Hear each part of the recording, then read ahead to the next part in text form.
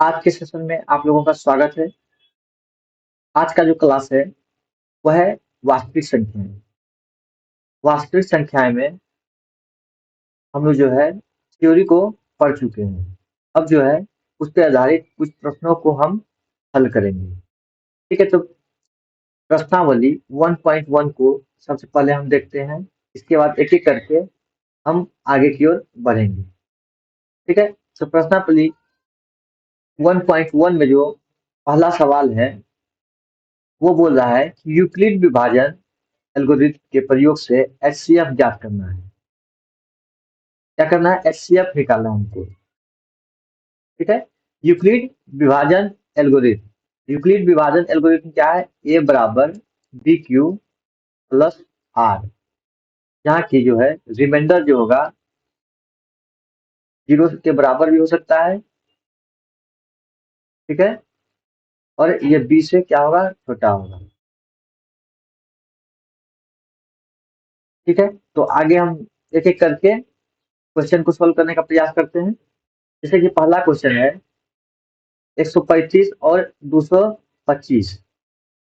ठीक है, तो इसमें जो है ए बराबर 225 मान लिए, बी बराबर 135 मान लिए। सबसे बड़ी संख्या को हम ए मानते हैं। ठीक है, और सबसे छोटी संख्या को हम बी मानते हैं। ठीक है, क्योंकि जब हम भाग देते हैं, देखिए हम भाग दे रहे हैं। ठीक है, ए में तो बी क्यू आपका क्वेश्चन आता है यहाँ, और आर रिमाइंडर आता है। ए बराबर बी क्यू प्लस आर, जो हम लिखते हैं ए बराबर बी क्यू प्लस आर, ये जो लिखते हैं वो है आपका बी जो है ये भागफल है, आर क्या है? रिमाइंडर है। ये आपका क्वेश्चन हो गया, ये भाग हो गया। ठीक है, तो यहाँ से हम इस फॉर्मूला को लिखते हैं। जैसे कि अब यूक्लिड विभाजन एल्गोरिथम का प्रयोग से हम जानते हैं कि ए बराबर जो होता है बी क्यू प्लस आर होता है। ठीक है, तो ए का मान जो हम माने हैं वो 225 माने हैं, तो 225 को यहाँ हम पुट कर दिए एक जगह पे। बी की जगह पे 135 को हम पुट कर देंगे। कितना? 135 को। अब ये देखिए ये कैसे आया और ये कैसे आया, इसके लिए थोड़ा सा आपको देखना पड़ेगा। जैसे कि 135 को हम जब भाग देंगे कि किसमें? 225 में भाग देंगे 125 से, तो एक बार में कितना आएगा? 135। ठीक है, 5 के 5 जीरो हो जाएगा। अब 12 में 3 हो गया, ये आपका 9 आ जाएगा, यहाँ कट जाएगा। ये आप देखिए ये जो आ गया आपका, ये आपका है बी, ये जो है वो ए है, ये जो है वो क्यू है, और ये जो है वो आपका आर है। तो यहाँ से हम जब लिखते हैं ए बराबर कितना है? 225 p q b into q, q का मान कितना है? 1 1 इंटू आर, आर आपका रिमाइंडर हो गया। इस तरह हम लिख सकते हैं। तो 135 का जब आप करेंगे, 135 का किससे करेंगे आप भाग? जो रिमाइंडर बचा है उससे। ठीक है, 90 से भाग देंगे। 90 से एक बार में 90 खा जाएगा आपका। ठीक है, ये 5 आ जाएगा, ये आपका 35 आ गया। 13 आपका 4 45 आ गया। ठीक है, तो यहाँ से आपका फिर लिखना है ए बराबर, ए का मान कितना हो गया यहाँ? 135। बी का मान कितना हो गया? 90। 90, क्यू का मान कितना हो गया? 1 1 बी क्यू, और आर का मान जो हो गया आपका 45 हो गया। अब क्या करना है? फिर 90 को भाग देना है किसमें? 90 को भाग देना है किससे? 45 से। दो बार में कितना हो जाएगा? 90 का आ जाएगा। ठीक है, अब रिमाइंडर यहाँ पे आपका 0 हो गया। यहाँ पे लिख सकते हैं 90 बराबर p q plus r, remainder कहाँ हो गया? 0। हमें रिमाइंडर 0 प्राप्त हो जाता है तो हम आगे हल करना बंद कर देते हैं। ठीक है, आगे जो है हल नहीं करेंगे। तो यहाँ से जो एचसीएफ का मान होगा वो ये वाला जो आएगा वही मेरा एचसीएफ होगा। बी बराबर जो आ गया आपका 45, तो बी का जो मान है वही मेरा एचसीएफ होता है। ठीक है, यहाँ से आप लोगों को सब समझ में अच्छी तरह से आ रहा होगा। नेक्स्ट क्वेश्चन उसी प्रकार है। जैसे कि 196 और 38 22 0, ये जो आपका दिया गया है, इससे आप जो है बोलता है कि एचसीएफ निकालना है, तो सबसे पहले बड़ी संख्या को क्या मानना है, ए मानना है, छोटी संख्या को क्या मानना है, बी मानना है। ठीक है, तो ए और बी मान लेंगे, उसी प्रकार आप भाग देंगे 196 से किसमें, 38 22 जीरो में। जब भाग देंगे तो मेरा जो आएगा यहाँ क्वेश्चन वो आएगा 195, और रिमाइंडर जो आ जाएगा आपका जीरो आ जाएगा। इसको आप भाग दे के देख सकते हैं। ठीक है, तो यहाँ से ए बराबर बी क्यू प्लस आर जो फॉर्मूला है एल्गोरिथम का, मतलब यूक्लिड विभाजन एल्गोरिथम का, उसमें हम लिख देंगे बी बराबर ए और क्यू का मान 195 आया है और आर का मान रिमाइंडर जीरो आया है। तो यहाँ से जो बी का मान जो निकलेगा मेरा, वही आपका क्या हो जाएगा, एचसीएफ। तो 196 जो आपका निकला वो एचसीएफ हो गया 196। ठीक है, नेक्स्ट।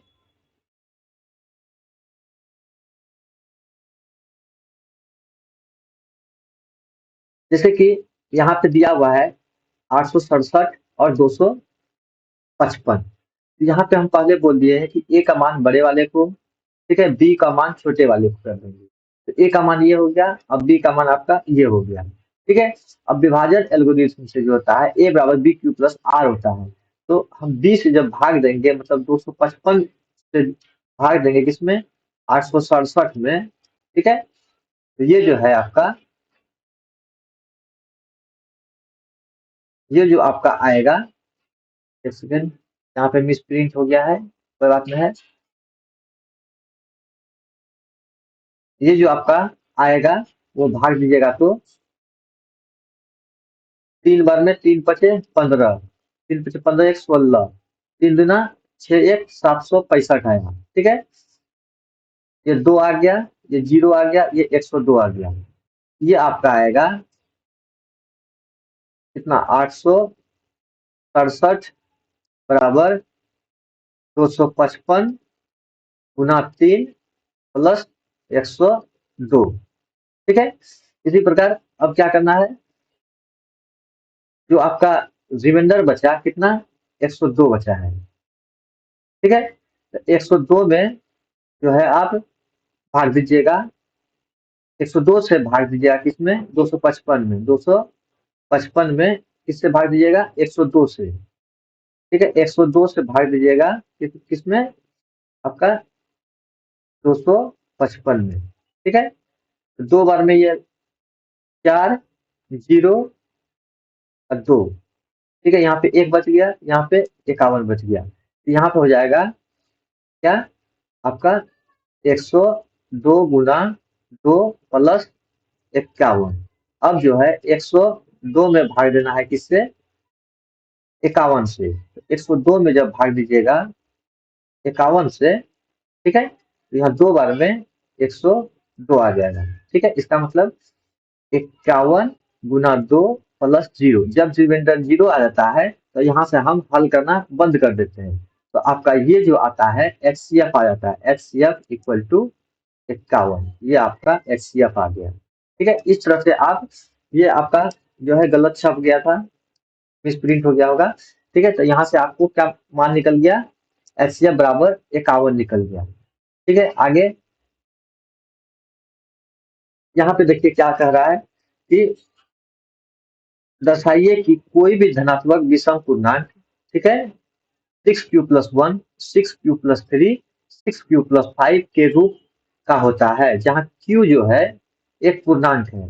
यहाँ पे क्या कह रहा है, विषम पूर्णांक। ठीक है, इस पे ध्यान देना है, विषम पूर्णांक। ठीक है, तो हमको क्या दिखाना है, 6q+1, 6q+3, 6q+5 के रूप में होता है। तो मान लेते हैं ए बराबर इतना दिखाना है हमको। ठीक है, ए बराबर बी क्यू प्लस आर, ए बराबर बी क्यू प्लस आर, ए बराबर बी क्यू प्लस आर, मतलब ये हमको दिखाना है। तो मान लेते हैं कि ए जो है वो एक विषम धनात्मक पूर्णांक है। क्या है, विषम धनात्मक पूर्णांक है। ठीक है, जहां बी बराबर क्या है, 6 है। ठीक है, बी बराबर 6 को मान लिए। ठीक है, जब हम बी को 6 मानते हैं और ए से ए को डिवाइड करते हैं, तो जब बी 6 है तो ए जो है उसका ए से जब ए को जब डिवाइड करेंगे तो उसका रिमाइंडर जो आएगा वो 0 से लेके 5 तक आएगा।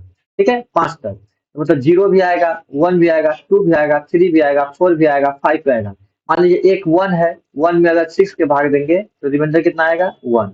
अगर ए कितना है, 2 है, तो 6 से भाग देंगे तो रिमाइंडर कितना आएगा, 2। ए अगर 3 है तो रिमाइंडर कितना आएगा, 3। ए अगर 4 है तो रिमाइंडर कितना आएगा, 4। ए अगर 5 है तो रिमाइंडर कितना आएगा, 5। ए अगर 6 है तो रिमाइंडर कितना आएगा, 0। ये सारे रिमाइंडर आ रहे हैं जब ए का मान हम चेंज करते हैं। ठीक है, ए का मान यहाँ आपका फिक्स नहीं है, लेकिन बी का मान जो है आपका फिक्स है कि 6 है। अब देखिए, जब रिमाइंडर कितना आएगा, बी, अब यहाँ पे बता दिया गया कि जहाँ 0 से बड़ा और आर जो है कितना होगा, 0 से बड़ा होगा और बी से क्या होगा, छोटा होगा। ठीक है, यहाँ ए एक विषम संख्या है। अब विषम संख्या जब रहेगी, मतलब इसका मतलब है कि हम 1, 3, 5 ही ले सकते हैं। इसका मतलब मेरा 3 ही रिमाइंडर आएगा। 2 और 4 तो सम संख्या है, तो इसको हम नहीं लेंगे। ठीक है, तो 1, 3 जब 5 लेंगे तो रिमाइंडर कितना आएगा, 1 आएगा। 3 लेंगे तो 3 आएगा। 5 लेंगे तो 5 आएगा। मतलब जब 1 में 6 से भाग देंगे तो 1 रिमाइंडर, 3 में जब 6 से भाग देंगे तो 3 रिमाइंडर, 5 में जब 6 से भाग देंगे तो 5 रिमाइंडर आएगा। तो यहाँ से क्या आएगा, विषम संख्या रहने पे शेषफल भी क्या आएगा, विषम संख्या प्राप्त होगा। तो वो क्या आएगा, 1, 3 और 5 आएगा। अब यूक्लिड विभाजन एल्गोरिथम से मेरा क्या मान है, बी का मान तो 6 है, तो ए का मान जो होगा बी क्यू प्लस रिमाइंडर 1 पहला वाला, फिर बी क्यू प्लस रिमाइंडर 3 दूसरा वाला, फिर बी क्यू प्लस रिमाइंडर 5 तीसरा वाला। मतलब इस फॉर्म में जो है मेरा होगा। ये हमने क्या किया, प्रूफ कर दिया।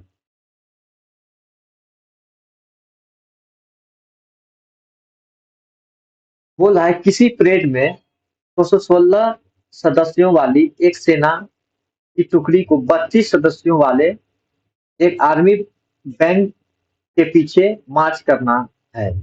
दोनों समूह के समान संख्या वाले समूह में मार्च करना है, समान संख्या। ठीक है, उनमें से अधिकतम संख्या, जब भी अधिकतम संख्या बोले तो हमको क्या निकालना है, एचसीएफ निकालना है। ठीक है, तो सबसे पहले पहला क्या है, पहला नंबर क्या है, N1 कितना है, 616। N2 कितना है, 32। तो ठीक है, तो यहाँ से हम यूक्लिड विभाजन एल्गोरिथम से क्या करेंगे, जो है एचसीएफ पहले निकालेंगे। ठीक है, तो ए का मान बड़ा वाले को, ए का मान, बी का मान छोटा वाले को। तो ए और जब बी पता हो गया, ठीक है, तो हम क्या करेंगे, 32 में जो है भाग दे देंगे इसमें 616 से। तो 16 में भाग देंगे किससे, 32 से। तो क्या आएगा आपका, एक बार में कितना आएगा, 32। ठीक है, ये आ जाएगा 9, ये 2, इसमें 6। इसके बाद जब 9 बार में करेंगे आपका, तो 9 दूना 18 और फिर 9 तिया 27, एक 28। यहाँ से आपका कितना आ जाएगा, ये 8 आ जाएगा। ठीक है, तो इस तरह हम लिख सकते हैं 616 बराबर बी क्यू, तो b q plus r, r remainder आपका यहाँ है। तो इसके बाद अब क्या करना है कि 32 को यहाँ पे लाएंगे और किससे भाग देंगे, रिमाइंडर से। रिमाइंडर कितना है, 8 से, तो 4 बार में खा जाएगा। तो इसलिए जो यहाँ एचसीएफ आ गया, जब 0 हमको यहाँ मिल जाता है तो इसका जो बी का वैल्यू होता है वही मेरा एचसीएफ होता है। तो बी का वैल्यू 8 हो गया और 8 क्या हो गया, इसका एचसीएफ हो गया।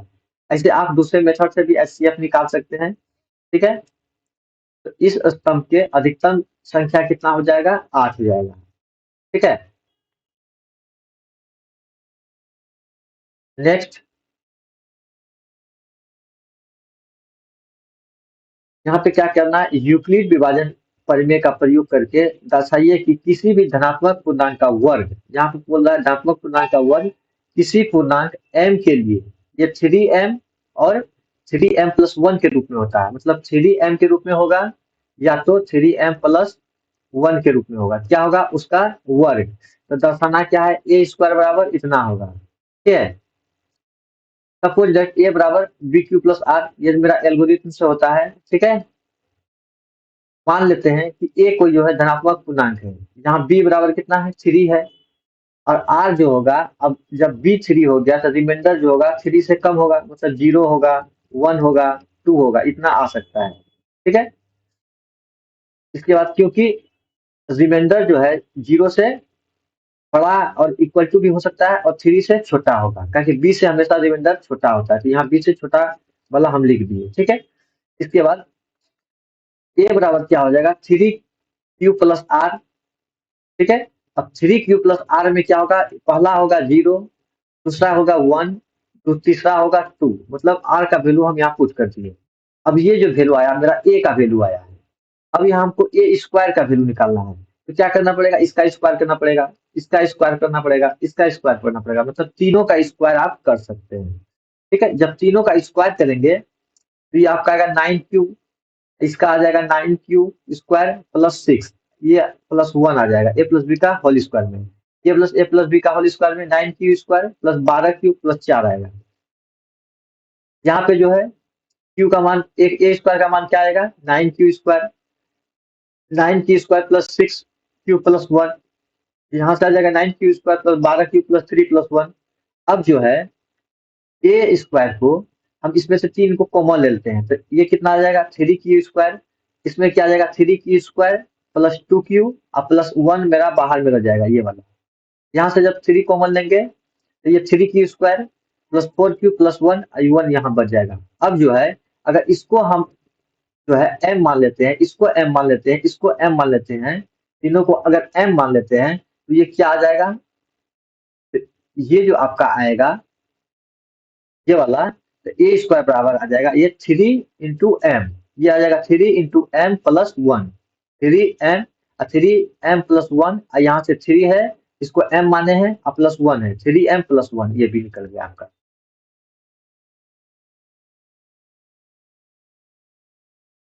यहाँ पे यूक्लिड विभाजन परिमेय का प्रयोग करके दर्शाइए कि धनात्मक पूर्णांक का घन, वहां पे क्या था, वहां पे वर्ग था, ठीक है, यहाँ पे पूछ रहा है कि घन, ठीक है, इसका घन करना है, इसका घन, इसका घन मतलब कि घन जो है इतना के रूप में होगा, इसके फॉर्म में बोलता है कि ये होगा।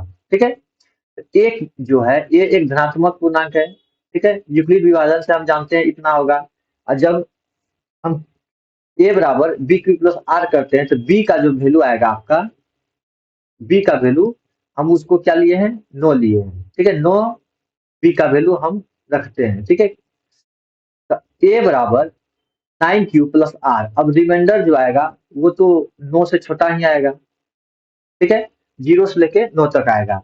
आर मान लेते हैं, आर को 0 लेते हैं, तो ए बराबर 9 क्यू प्लस 0 बराबर 9 क्यू आ जाता है, तो ए क्यू जो होगा 9 ए, 9 क्यू का होल क्यू, तो मतलब 9 इंटू 81 ए क्यू।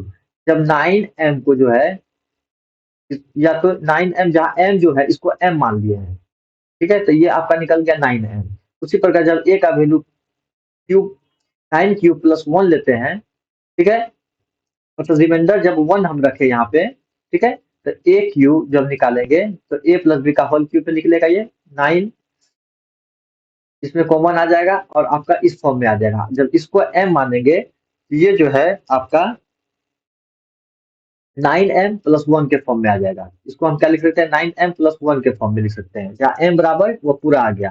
वो भी उसी प्रकार जब हम 2 लेते हैं, r का वैल्यू जब 2 लेते हैं तो यहाँ पे इस फॉर्म में आएगा, और फिर इसी में a प्लस बी का होल क्यूब जब करेंगे तो इतना आएगा। इसके बाद इसको जब हम m मान लेंगे तो ये भी आपका 9m+2 के फॉर्म में आएगा, जहाँ m बराबर इतना है। अतः हम किसी धनात्मक पूर्णांक का घन इसके फॉर्म में लिख दिए हैं। ठीक है, नेक्स्ट जो है आपका आता है प्रश्नावली 1.2। ठीक है, तो 1.2 को हम देखते हैं।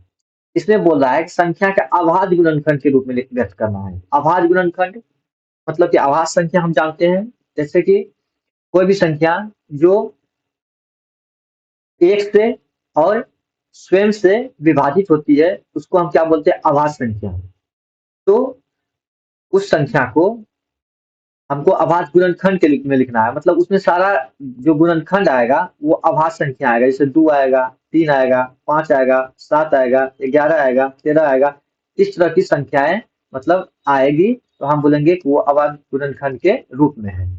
अब जैसे 140 है, तो 140 का जब हम एलसीएम निकालते जाएंगे तो 7 से 20 बार में आएगा, फिर 5 से, तो मतलब ये जो फैक्टराइज होगा, 7 का फैक्टर होगा आपका, ये इतना आएगा, 2, 2, 5, 7। तो ये सारा जो संख्या है, 2 है, 5 है, 7 है, ये सारे जो है अभाज्य संख्या है। ठीक है, जब अभाज्य संख्या है तो उसके मल्टीपल में जब हम लिखे, यहाँ पे जैसे 2 इंटू 2 कितना है, 4 हम नहीं लिखेंगे, तो 4 जो है अभाज्य नहीं है। ये आभाज्य जो है नहीं है। ठीक है, इसलिए 4 हम यहाँ पे नहीं लिखे, 2 से ही भाग देंगे, मतलब आभाज्य संख्या से ही उस संख्या में भाग देंगे। ठीक है, तो यहाँ पे क्या क्या हो जाएगा, 2 अगर 2 बार है तो 2 पे पावर 2 हो जाएगा, इंटू 5 इंटू 7, क्योंकि 7 एक टाइम है, 5 एक टाइम है, तो इतना आपका अभाज्य गुणनखंड के रूप में हो जाएगा। सेकेंड नंबर देखते हैं, 156 जो आपका है, 156 का अभाज्य गुणनखंड के रूप में लिखना है। तो जब इसमें हम दो, इसका जो फैक्टर आएगा 2 इंटू 2 इंटू 3 इंटू 13, ठीक है, ये आपका इसका फैक्टर आ गया। तो 2 कितना बार है, 2 बार है, तो 2 के पावर 2 हो जाएगा, फिर 3 हो जाएगा इंटू 13, ये आपका अभाज्य गुणनखंड के रूप में लिख दिए। थर्ड नंबर जो सवाल है 3825, ये आपका है। ठीक है, इसको लिखना है अभाज्य गुणनखंड के रूप में। ठीक है, तो सबसे पहले इसका फैक्टराइजेशन हम निकालेंगे। जब इसका फैक्टराइजेशन निकालेंगे, यहाँ पे हम फैक्टराइजेशन निकाले हैं, तो लिखेंगे प्राइम फैक्टर ऑफ इतना इक्वल टू इतना। ठीक है, इसका प्राइम फैक्टर जब निकाल देंगे तो इतना आएगा। तो जब 3 कितना टाइम है, 2 टाइम्स है, 5 कितना टाइम है, 2 टाइम्स है, 17 कितना टाइम, 1 टाइम्स है, तो 3 पे पावर 2, 5 पे पावर 2 और 17 पे पावर 1 आपका ये आ जाएगा अभाज्य गुणनखंड। इसके बाद नेक्स्ट जो है आपका क्या है, 5005, मतलब इस तरह का संख्या दिया हुआ है। इसका जब हम प्राइम फैक्टर निकालेंगे, ठीक है, प्राइम फैक्टर मतलब कि अभाज्य गुणनखंड, जब अभाज्य गुणनखंड निकालेंगे तो आपका इस फॉर्म में आएगा इतना, मतलब कि सब पे पावर एक एक ही है। ठीक है, तो इसको हम ऐसे ही लिख देंगे। इसके बाद आ रहा है 7429, इसका हमको निकालना है अभाज्य गुणनखंड, मतलब कि प्राइम फैक्टर निकालना है। तो जब इसका प्राइम फैक्टर निकालेंगे, यहाँ पे इसका एलसीएम देके जो निकाले हैं वो आपका ये आया, यही आपका अभाज्य गुणनखंड हो गया। प्राइम नंबर मतलब प्राइम नंबर ही उसमें आना चाहिए, दूसरा नंबर नहीं आएगा। अब देखिए क्वेश्चन नंबर 2 जो आ रहा है, पूर्णांकों के निम्नलिखित युग्मों के एलसीएम एचसीएफ ज्ञात कीजिए। एलसीएम और एचसीएफ ज्ञात करना है। इसकी जांच कीजिए कि दो संख्याओं का गुणनफल जो होता है एलसीएम इंटू एचसीएफ, हमने बताया है कि जब दो संख्या रहे, number 1 into number 2 equal to जो होता है एलसीएम इंटू एचसीएफ, ये होता है। हम ये थ्योरी पार्ट में आपका कवर कर चुके हैं। ठीक है, तो यहाँ पे जो है दिया हुआ है, ये मान लीजिए N1 है, ये आपका N2 है। ठीक है, N1 N2 दिया हुआ है, ये कितना है, 26 है और 91 है। तो जब इसका हम गुणनखंड निकालेंगे तो 13 दूना 26 होता है, तो 2 इंटू 13 आ जाएगा। ये 13 होता है, तो 7 इंटू 13 आएगा। इसमें अब जो कॉमन पार्ट आएगा वो आपका हो जाएगा क्या, एचसीएफ हो जाएगा। कॉमन पार्ट क्या है, 13 है, तो 13 जो आपका हो गया वो एचसीएफ हो गया। अब एलसीएम जब निकालना है तो दो क्या करना पड़ेगा कि इसमें जो टोटल संख्या आती है, ठीक है, 2 आया तो 2 लेंगे, 7 आया तो 7 लेंगे, 13 कितना बार आया, एक बार आया है, तो एक ही बार 13 को लिखेंगे। ठीक है, दोनों में अगर है तो भी लिखेंगे और दोनों में ना भी है तो भी लिखेंगे। अगर दोनों में 13 4 बार रहता है, ठीक है, तो किसी में मान लीजिए अधिकतर बार जो रहता है उसी को लिखते हैं। 2 इंटू 7 इंटू 30 लिख दिए, 182 आया मल्टीप्लाई करके। अब इसको जांच करना है, तो एलसीएम इंटू एचसीएफ क्या होता है, एलसीएम इंटू एचसीएफ बराबर दो संख्याओं का गुणनफल। अब N1 equal to N1 into N2 बराबर एचसीएफ इंटू एलसीएम। ठीक है, तो 26 गुना 91 कितना होगा, इतना होगा, और 13 गुना 182 ये भी इतना होगा। यहाँ से आपका ये प्रूफ हो गया।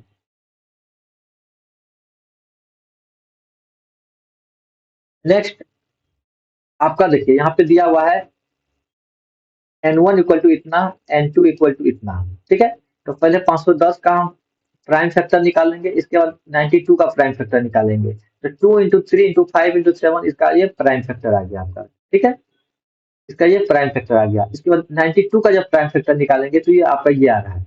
ठीक है, तो सर्वगुणनखंड मतलब कि इसका एचसीएफ जैसे निकालेंगे हम। ठीक है, एचसीएफ तो इसमें खोजेंगे कि कॉमन कौन सा है, तो 2 इसमें देखिए कॉमन है, 3 कॉमन नहीं है, 5 नहीं है, 17 नहीं है, 23 भी नहीं है। इसका जो एचसीएफ आ जाएगा वो 2 आ जाएगा। अब एलसीएम निकालना है, तो देखेंगे सबसे पहले कि एलसीएम में कि इसमें 2 कितना बार है, तो 2 1 टाइम्स है, इसमें कि 2 कितना टाइम है, 2 टाइम्स है। इसमें अधिकतर जिसमें होगा उसको लिखेंगे, तो यहाँ 2 टाइम्स लिखे। इसमें 3 कितना टाइम्स है, 1 टाइम्स है, तो 1 टाइम्स लिख लिए। 5 कितना टाइम्स है तो 1 टाइम्स लिखना है। 17 1 टाइम्स लिखना है। ठीक है, 23 1 टाइम्स लिखना है। मतलब अगर दोनों में कोई संख्या कॉमन आ रही है तो उसमें जो अधिकतम टाइम्स आया है उसको हम एलसीएम में लेते हैं, काउंट करते हैं। ठीक है, तो ये जब इसका मल्टीप्लाई करेंगे तो इतना आ रहा है। अब यहाँ पे इसको चेक करना है कि दो संख्याओं का गुणनखंड जो होता है एलसीएम इंटू एचसीएफ के बराबर होता है।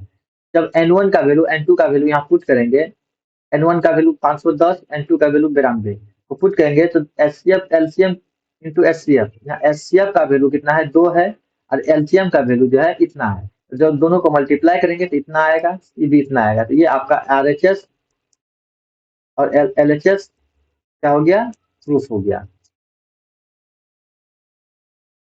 अब यहाँ पे थर्ड नंबर सवाल जो है कि n1 है, ये n2 है। ठीक है, n1 n2 दिया हुआ है। अब इसका जो प्राइम फैक्टर निकालेंगे हम, कितना आएगा, इसका जो प्राइम फैक्टर निकालेंगे तो इतना आएगा। अब इसमें कॉमन कितना है, 2 1 टाइम्स है तो इसको निकाल लिए।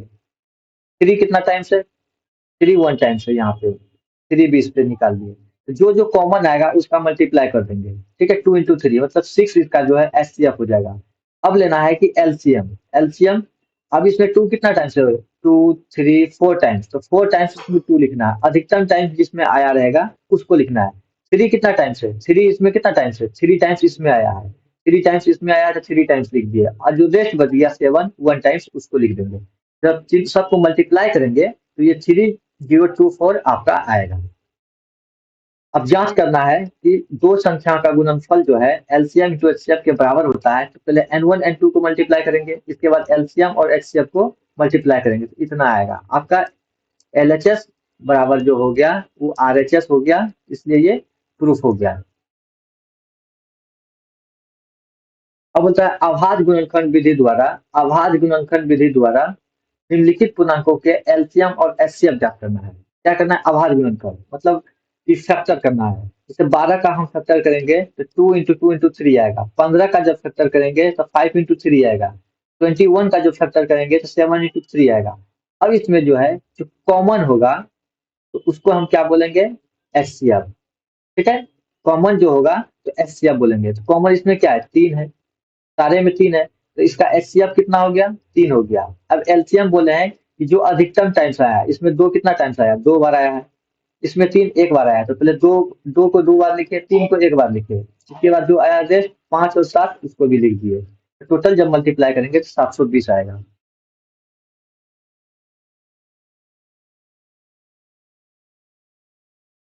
यहाँ पे 17 23 और 29 को करना है, उसी तरह सेम टू सेम करेंगे। इसमें जो है कॉमन आया है क्या, 1, तो 1 क्या हो गया, एचसीएफ। इसके बाद जो मल्टीप्लाई करेंगे तीनों को, तीनों में तो जो है वो आपका हो जाएगा एलसीएम। इसमें क्या है 8 9 और 25, तो इसमें जो है 8 9 और 25 का पहले फैक्टर निकालेंगे। तो फैक्टर आपका ये आ गया, इसका फैक्टर ये आ गया, इसका फैक्टर ये आ गया। जब किसी में कॉमन ही नहीं है तो एचसीएफ क्या हो जाएगा, 1। ठीक है, एचसीएफ 1 हो गया। और जैसे कि अब हम एलसीएम निकालना है तो इसका तीनों ले लेंगे, इसका दोनों ले लेंगे, इसका ये दोनों ले लेंगे। मतलब टोटल जो जिसमें अधिकतम टाइम्स आया है सारे को लेंगे, इसके बाद जो उसका आएगा गुना करके वो आपका एलसीएम हो जाएगा। यहाँ पे एचसीएफ इतना और इतना बराबर इतना दिया है, एलसीएम इतना और इतना बराबर ज्ञात करना है।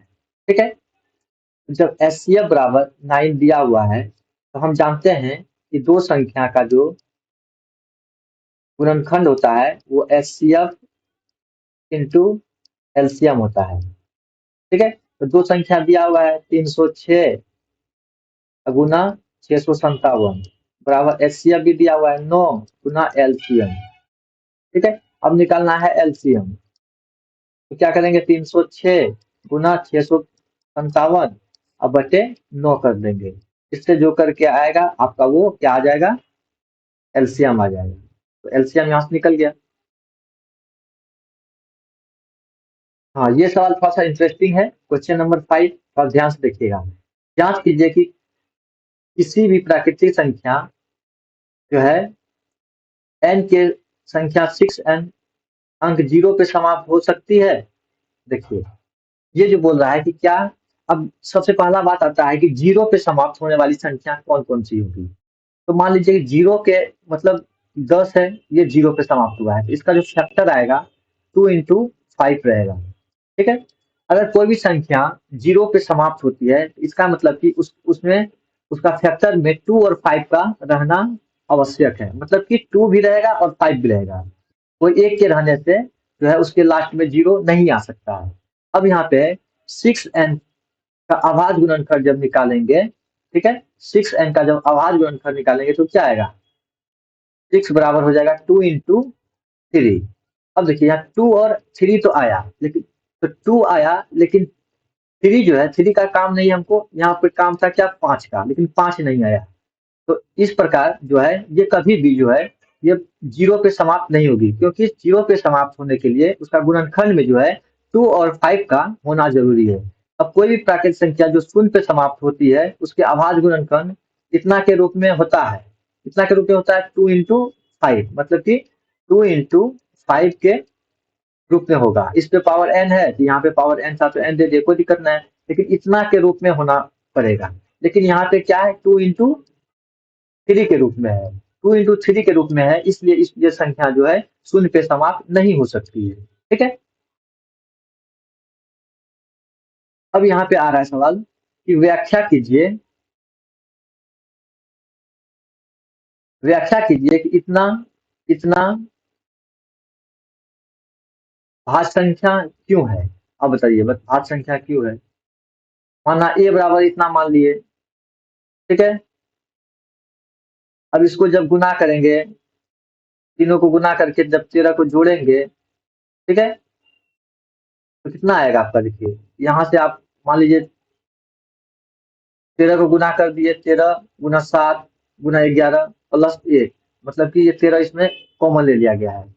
ठीक है। जब इतना कर दिया गया है तो आपका इतना आ गया 77 प्लस 1। अब 13 गुना क्या आ गया, 78 आ गया। अतः यह भाज्य संख्या है, क्योंकि इसके अभाज्य गुणनखंड में एक को छोड़कर अन्य दो गुणनखंड हैं। ठीक है। 13, अब देखिए 78 का जो हम गुणनखंड निकालेंगे वो कितना आएगा, 2 तिया 6, 2 9 18। फिर इसका करेंगे तो 3 का 3 और 3 तिया 9, मतलब ये 13 3 2 है, मतलब कि 13 तो ठीक है, 13 का जो गुणनखंड निकालेंगे, 13 का गुणनखंड निकालेंगे वो 1 और 13 ही आएगा। लेकिन जब 78 का निकालेंगे तो वो कितना आएगा, 1 into 2 into 3 into 13 इंटू इतना मतलब आएगा। ये आपका मतलब इसमें क्या है, 1 भी है, इसमें क्या है, 3 भी है, इसमें क्या है, 2 भी है, इसमें क्या है, 13 भी है, इसमें क्या है, 78 भी है।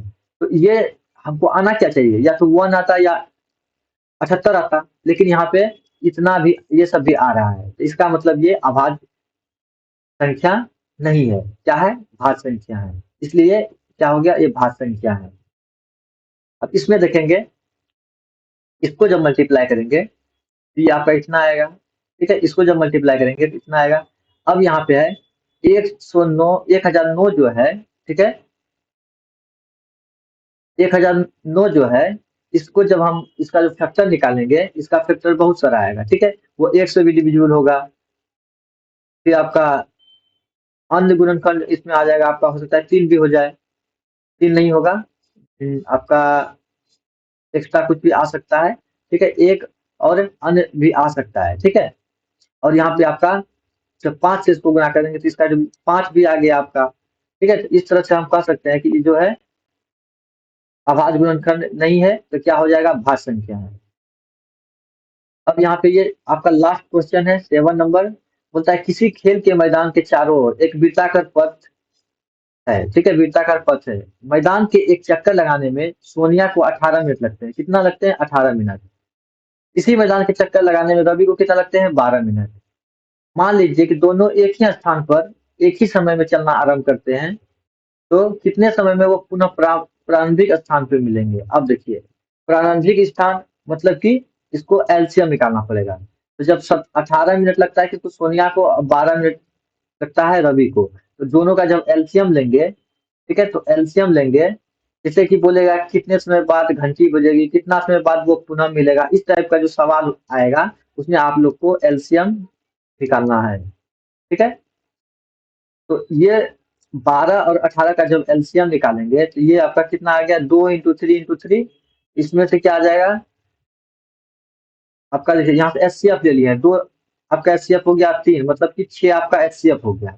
तो जब एलसीएम निकालना है तो दोनों संख्या का मल्टीप्लाई करके एचसीएफ से डिवाइड कर देंगे। ठीक है, एलसीएम बराबर क्या हो जाएगा, N1 इंटू N2 बटे एचसीएफ। एचसीएफ मेरा कितना निकल गया, 6 निकल गया। तो यहाँ से 18 × 12 बटे 6, 6 × 12 और इसके बाद 18 × 36 आपका मिनट आ जाएगा। ये 36 मिनट के बाद वो पुनः एक स्थान पे मिलेगी।